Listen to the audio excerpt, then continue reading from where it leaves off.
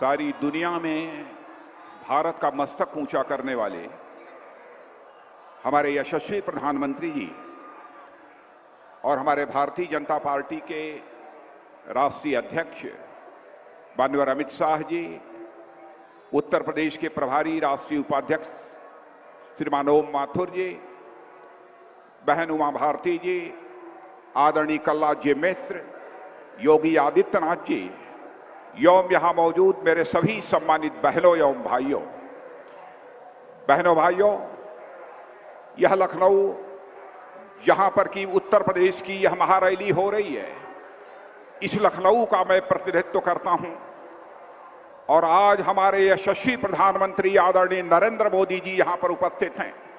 इसलिए एक बार मैं आप सबसे अनुरोध करना चाहूंगा, हाथ उठाकर तालियों की गड़गड़ाहट के बीच हमारे यशस्वी प्रधानमंत्री का हार्दिक अभिनंदन करें, उनका स्वागत करें। मेरे बहनों भाइयों, उत्तर प्रदेश में पिछले 25-30 वर्षों में बहुत सारी रैलियां, बहुत सारी जनसभाओं को मैंने देखा है, लेकिन आज यह दृश्य जो मैं अपनी आंखों के सामने देख रहा हूं, मैं कह सकता हूं कि अपने राजनैतिक जीवन में उत्तर प्रदेश के इतिहास में कभी भी ऐसा दृश्य हमको देखने को नहीं मिला है। कोई कह सकता है यह रैली है, कोई कह सकता है यह महारैली है, लेकिन मैं कहना चाहता हूं यह न रैली है न महारैली है, बल्कि जो मैं देख रहा हूं वह जन समुद्र है, मानव महासागर है। यह आज लखनऊ में दिखाई दे रहा है। मैं उत्तर प्रदेश भारतीय जनता पार्टी के अध्यक्ष केशव मौर्य को बधाई देना चाहता हूं कि जिस तरीके से पूरे उत्तर प्रदेश में भारतीय जनता पार्टी संगठन ने परिवर्तन यात्रा प्रारंभ की, 192 दिनों तक परिवर्तन यात्रा चलती रही है और जो हालात उत्तर प्रदेश में पैदा हुए हैं, मैं कह सकता हूं कि अब परिवर्तन रैली उत्तर प्रदेश में परिवर्तन की बुनियाद रखने में पूरी तरह से सफल हुई है। लोग यह जानना चाहेंगे कैसा परिवर्तन, उत्तर प्रदेश ऐसा परिवर्तन चाहता है कि जिसका कि उत्तर प्रदेश हकदार है। आप सभी जानते हैं पिछले 70 वर्षों में लंबे समय तक पहले या तो कांग्रेस की सरकार रही है अथवा समाजवादी पार्टी और बहुजन समाज पार्टी की सरकारें रही हैं। थोड़े समय के लिए भारतीय जनता पार्टी की सरकारें रही हैं, लेकिन उत्तर प्रदेश का जैसा विकास होना चाहिए था, हिंदुस्तान का सबसे बड़ा राज्य यह उत्तर प्रदेश है। यहां पर न जन संसाधन की कमी है, न प्राकृतिक संसाधनों की कमी है, फिर भी हमारे उस उत्तर प्रदेश का वैसा विकास नहीं हो पाया है। और आप सभी इस सच्चाई को भी जानते हैं कि जब से बहुजन समाज पार्टी की सरकारों के आने का सिलसिला प्रारंभ हुआ, आज यहां पर समाजवादी पार्टी की सरकार है। उत्तर प्रदेश में बहनों भाइयों भ्रष्टाचार तेजी के साथ बढ़ा है। इतना ही नहीं, आज के हालात को यदि देखें तो मैं कह सकता हूं कि भ्रष्टाचार के साथ कानून और व्यवस्था के हालात भी बद से बदतर हो गए हैं। लेकिन मैं आपको याद दिलाना चाहता हूं, यहां पर भारतीय जनता पार्टी की सरकार भी रही है। उस समय का भी सुशासन आपने देखा है, उस समय का भी आपने विकास देखा है, लेकिन समाजवादी पार्टी और बहुजन समाज पार्टी की सरकारों ने लगता है सुशासन और विकास को वनवास दे दिया हो। आज मैं आपको यकीन दिलाना चाहता हूं कि बहनों भाइयों, जिस सुशासन और विकास को समाजवादी पार्टी और बहुजन समाज पार्टी ने उत्तर प्रदेश से वनवास दे दिया है, उस सुशासन और विकास की घर वापसी भारतीय जनता पार्टी उत्तर प्रदेश में करेगी। यह मैं आपको भरोसा दिलाना चाहता हूं, विश्वास दिलाना चाहता हूं।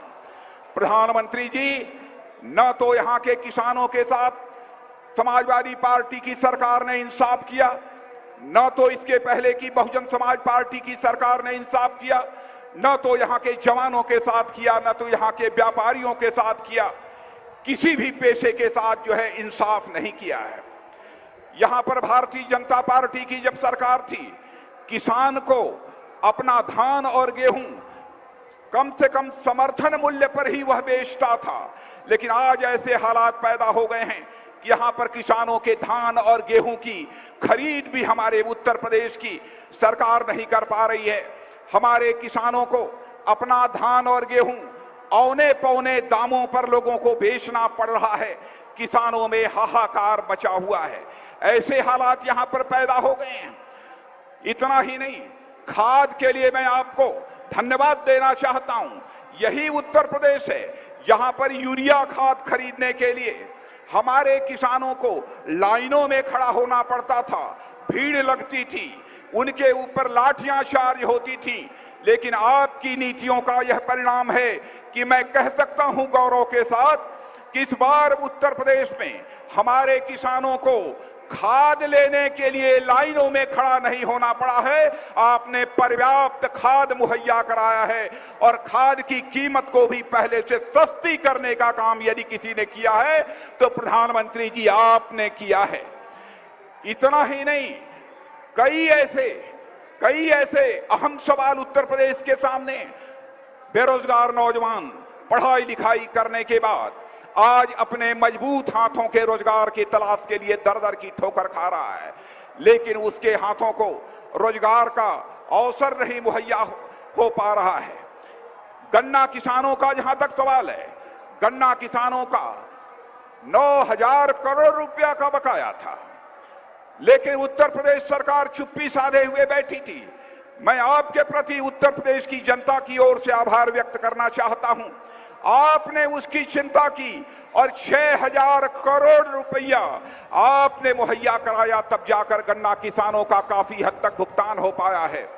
लेकिन मैं यह भी बताना चाहता हूं, आज भी गन्ना किसानों का 2,500 करोड़ रुपया बकाया है, लेकिन यहां की उत्तर प्रदेश सरकार, प्रधानमंत्री जी चुप्पी साधे हुए बैठी है, उसे इसकी कोई चिंता नहीं है। आभार आपके प्रति इसलिए भी व्यक्त करना चाहता हूं कि उत्तर प्रदेश की किसानों की चिंता करते हुए आपने प्रधानमंत्री फसल बीमा योजना जो तैयार की, इस उत्तर प्रदेश में प्रदेश सरकार को जिस प्रभावी तरीके से लागू करना चाहिए था, प्रदेश सरकार ने आज तक उसे प्रभावी तरीके से लागू नहीं किया है। आपने किसानों की चिंता की है, आपने गरीबों की चिंता की है, गरीब माताओं और बहनों की आपने चिंता करते हुए प्रधानमंत्री उज्ज्वला योजना के अंतर्गत गैस सिलेंडर गरीबों के परिवारों में पहुंचाने का फैसला यदि किसी ने किया है तो प्रधानमंत्री जी आपने किया है। नोटबंदी का फैसला आपने जो किया वह एक ऐतिहासिक फैसला है, साहसिक फैसला है, राष्ट्रहित में लिया गया यह फैसला है। इस पर भी यह लोग सवालिया निशान खड़ा करते हैं। आप भ्रष्टाचार पर अंकुश लगाना चाहते हैं, आप काले धन के खिलाफ आपने मुहिम छेड़ रखी है जब से आपने यह जिम्मेदारी संभाली है। और मैं जनता को भी याद दिलाना चाहता हूं, मेरे बहनों भाइयों, पहली जो हमारी कैबिनेट की बैठक हुई थी, उस कैबिनेट की बैठक में ही प्रधानमंत्री जी ने काले धन के खिलाफ अपने अभियान का श्री गणेश उसी समय से कर दिया था। आज कांग्रेस के, समाजवादी पार्टी, बहुजन समाज पार्टी के लोग यह कहते हैं कि यह एनडीए की सरकार ने देश की जनता को लाइन में खड़ा कर दिया है। अरे मैं याद दिलाना चाहता हूं, चाहे कांग्रेस की हुकूमत, चाहे सपा अथवा बसपा की हुकूमत, इन लोगों ने राशन की दुकानों पर आपकी लाइन लगाई है, मिट्टी के तेल के लिए आपकी लाइन लगाई है, इतना ही नहीं चीनी के लिए आपकी लाइन लगाई है। यह तो बराबर आपको लाइन में इन्होंने खड़ा रखा है। टेलीफोन के लिए लाइन में लोग खड़े होते थे, गैस सिलेंडर के लिए लोग लाइन में खड़े होते थे। लेकिन हमारी सरकार का यह फैसला है कि हम ऐसी कतारों को, ऐसी लाइनों को समाप्त कर देना चाहते हैं और हिंदुस्तान के हर अमीर और हर गरीब के लिए एक ही व्यवस्था देना चाहते हैं। यह सिलसिला हमारी सरकार ने प्रारंभ किया है। मैं नौजवानों के बारे में कहना चाहता हूं और कहने के पहले जवानों आपसे पूछना चाहता हूं, पुलिस की भर्ती हुई थी, पुलिस के भर्ती में क्या आपको न्याय मिला है कि नहीं, मैं जवानों से पूछना चाहता हूं। पुलिस की भर्ती में न्याय मिला है कि नहीं मिला है? सबसे ज्यादा यदि गड़बड़ी हुई है तो आप जानते हैं अच्छी तरह, मैं उसकी बहुत डिटेल में जाकर चर्चा नहीं करना चाहता हूं। 2-3 जिलों तक ही सारे लोगों का चयन पुलिस में हुआ है, लेकिन इंटरव्यू के नाम पर यह धांधली होती रही है। प्रधानमंत्री जी ने फैसला किया है उत्तर प्रदेश में सरकार बनेगी। बहनों भाइयों, क्लास 4 के लिए अब जो भी नियुक्तियां होंगी, पुलिस कांस्टेबल के लिए जो भी नियुक्तियां होंगी, अब कोई इंटरव्यू नहीं होगा, कोई मां का लाल भ्रष्टाचार करने का साहस नहीं जुटा पाएगा। आपके ऊपर भरोसा करते हुए, आप भारत के नागरिक हैं, आपके ऊपर हमारी सरकार को गौरव है। मेरे बहनों भाइयों, हमारे प्रधानमंत्री ने यह भी फैसला किया है कि हमारे पढ़ने वाले बच्चों को, जवानों को अपनी ही सर्टिफिकेट, अपनी ही मार्कशीट को सत्यापित कराने के लिए, अटेस्ट कराने के लिए कभी अधिकारियों का दरवाजा खटखटाना पड़ता है और कभी एमएलए और एमपी का दरवाजा खटखटाना पड़ता है। तो प्रधानमंत्री जी ने यह कहा, यह कहां का इंसाफ है इस देश के नौजवानों के साथ, जो वह नौजवान भी भारत का नागरिक ही है और उसे नेताओं और अधिकारियों का दरवाजा खटखटाना पड़े। यह फैसला किया कि यदि आप अपनी मार्कशीट अथवा सर्टिफिकेट को अटेस्ट कराना चाहते हैं तो मेरे बहनों भाइयों, अब आपको अधिकारियों और नेताओं का दरवाजा नहीं खटखटाना पड़ेगा, बल्कि उस पर आप स्वयं लिख देंगे कि मैं सत्यापित करता हूं और नीचे आप हस्ताक्षर कर देंगे, वह सत्यापित मान लिया जाएगा। इस प्रकार के इतने बड़े बड़े प्रक्रियात्मक परिवर्तन हमारे प्रधानमंत्री ने प्रारंभ किया है।